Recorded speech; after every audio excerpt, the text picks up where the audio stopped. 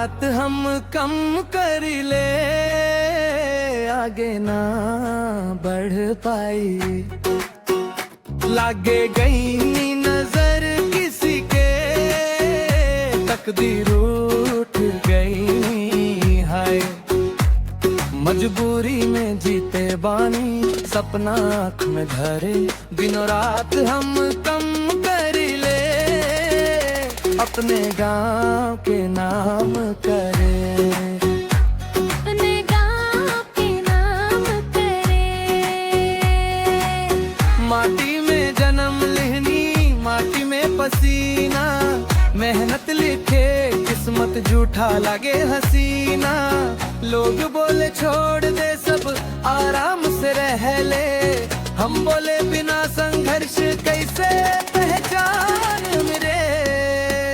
दिनों रात हम कम कर ले, अपने गांव के नाम करे।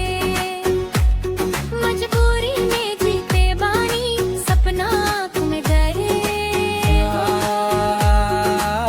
अंतरा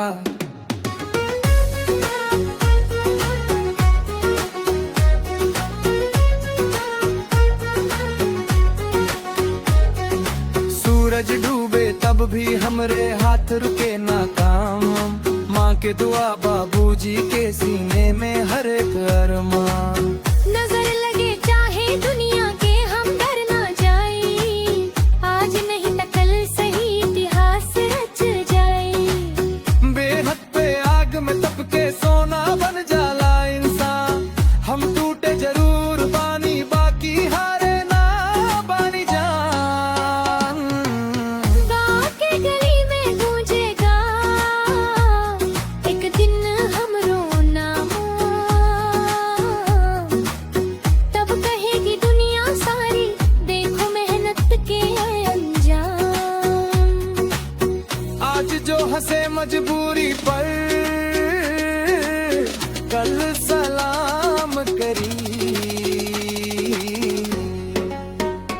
दिनों रात हम कम कर ले, तब जाके पहचान बनी। फाइनल मुखड़ा दिनों रात हम कम कर ले, आगे ना बढ़ पाई।